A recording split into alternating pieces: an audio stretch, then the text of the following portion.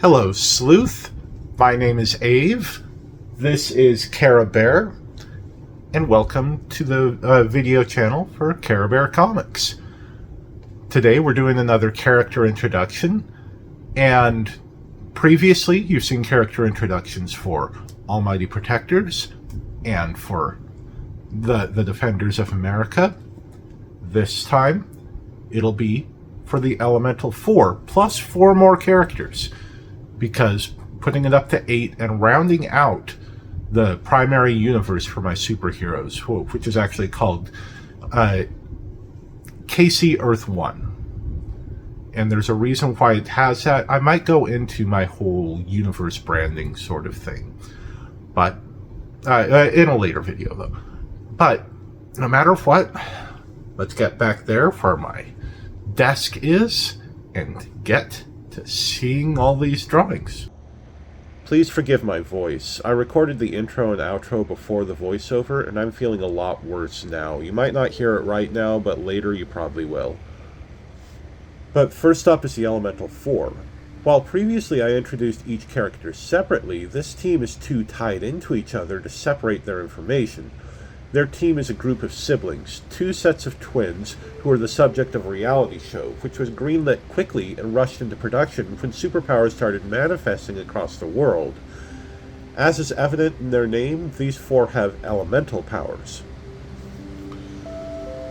Gaia, the one with earth powers, has the real name of Shasta, pronouns she, her. Heat, with fire powers, has the real name of Tim, pronouns he, him. Hurricane, with air powers, has the real name of Gale, pronouns she, her. And Wave, with water powers, has the real name of Hank, pronouns he, him. They're all cis and heterosexual. As of yet, their last name has not yet been revealed. Their costumes were given to them by the producers, having consulted a fashion designer and not the heroes themselves. Gaia took the brunt of the decision, with a costume she hates due to its revealing nature. Personality-wise, they act similar to what their powers would suggest. Gaia is grounded, Heat is hot-headed, Hurricane is flighty, and Wave is adaptable. The team has to deal with living under one roof again after having gone their separate ways as adults, as well as keep their secrets to themselves while under the watchful eyes of countless cameras. The producers, meanwhile, will do anything they can to garner ratings, including acts that could put people's lives in danger, including those of their own talent. Elemental 4 is an oddity of my superhero teams. There's not a single character on it who is not cis-het. That's actually also one of the reasons why I am less likely to continue this one with myself writing. Another reason is, I'm white, in case you didn't notice by my super pale hands, and these characters are all people of color.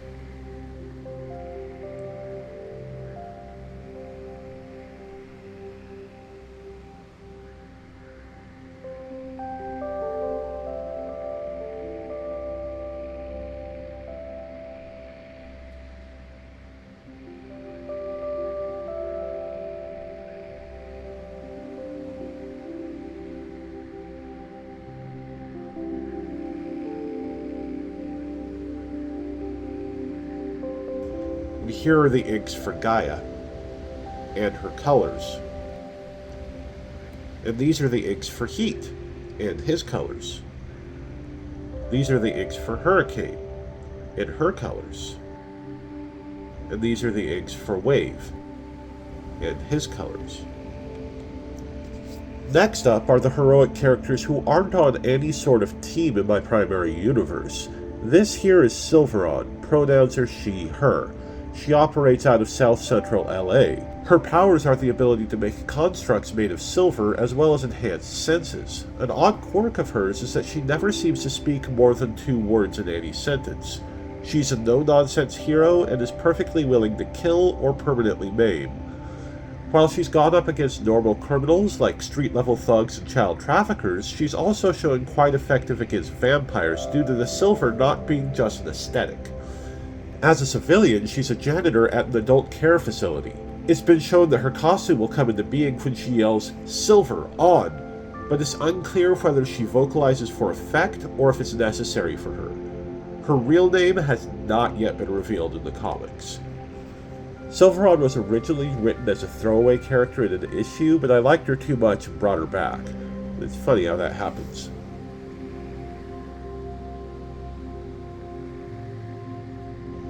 And here are the finished inks. And this is a fully colored image.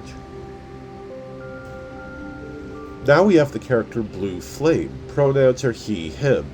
His power involves creating blue-colored flames, though his wording, that it's how his power is most apparent, indicates that there may be more to it. He patrols Chicago, which he did even before superpowers.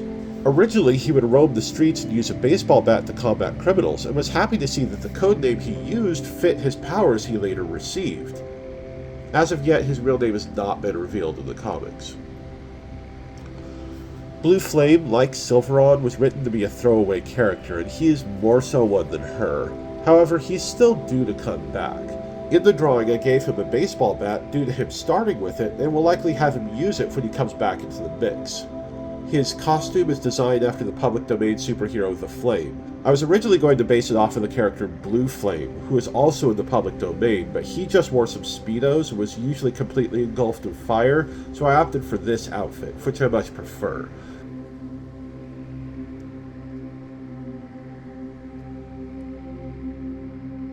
And here are the finished inks. And this is a fully colored image. Several families had come together to have a camping trip in the woods, and the kids were gathered around the fire to hear a scary story. This story began with a physical description of an inhuman monster, but was stopped short when that very monster emerged from the woods and scared the campers away. It seems one or more of the children may have had a power and dreamed the monster into reality.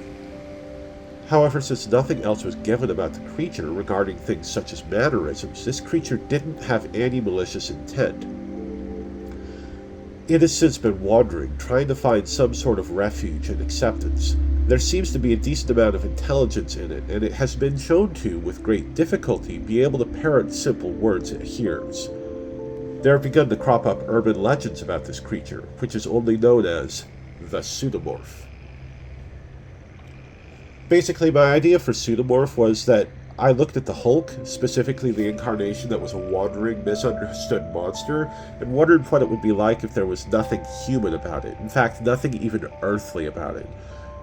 Therefore, I figured it would have arms and legs that come from opposite places than you'd expect on a body, with a mouth on the top of its head, and eyeless snakes coming from its ankles. It's a tragic figure, but one which might find some happiness depending on how the stories go. And here are the finished inks. And this is a fully colored image. In the criminal underworld, there is another legend, one much more sinister.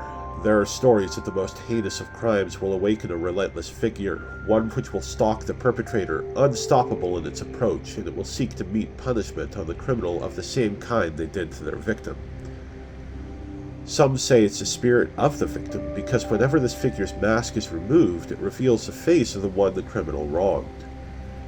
When it's done with its task, appeased, the figure will switch its mask, sliding the tragedy mask behind its head and sliding the comedy mask from the back of its head to the front. From there, it will leave, with no harmful intent. This figure is a being of vengeance, an animated mannequin from a costume shop whose proprietor was violently killed. It is known only as Redress. October's right around the corner, so it's nice to get this horror-themed hero in there. Well, that actually isn't a hero. I consider this character to be kind of similar to Ghost Rider or the Spectre for my comics, only there's no human in control, and it's unclear at the moment if its animation is infernal, divine, or some random quirk of superpowers happening to seep into an otherwise inanimate object. Here are the finished inks, and this is a fully colored image. So that was the Elemental 4, as well as 4 other characters. Elemental 4 is my third comic that I want to continue on with. First is Almighty Protectors, then it's Defenders of America, then it's Elemental 4 if I could afford it. At the moment, I can't afford... I really can't afford Defenders of America, but I'm still trying to.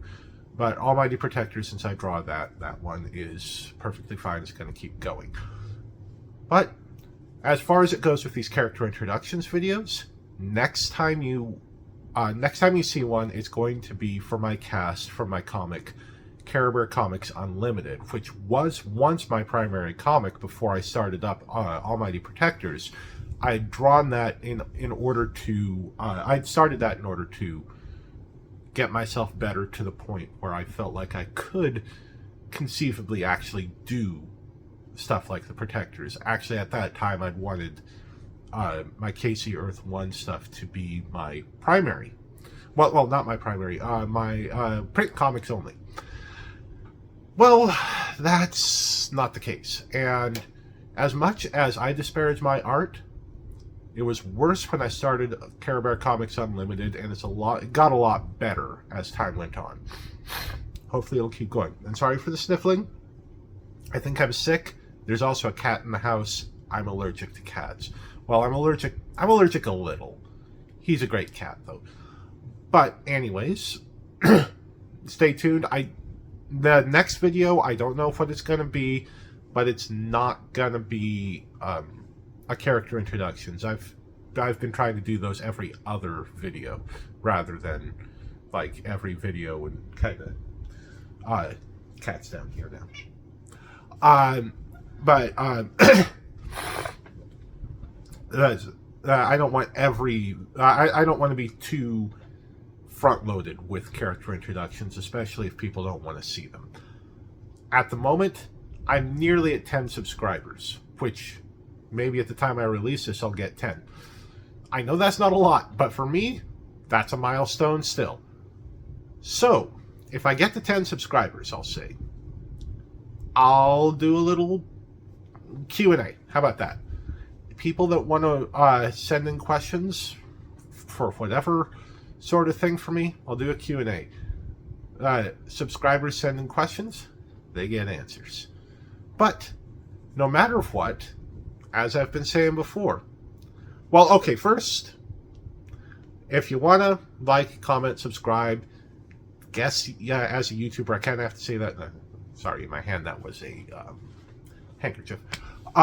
Yeah, like, comment, subscribe. It's if you wanna. If you don't wanna, well, of course you won't.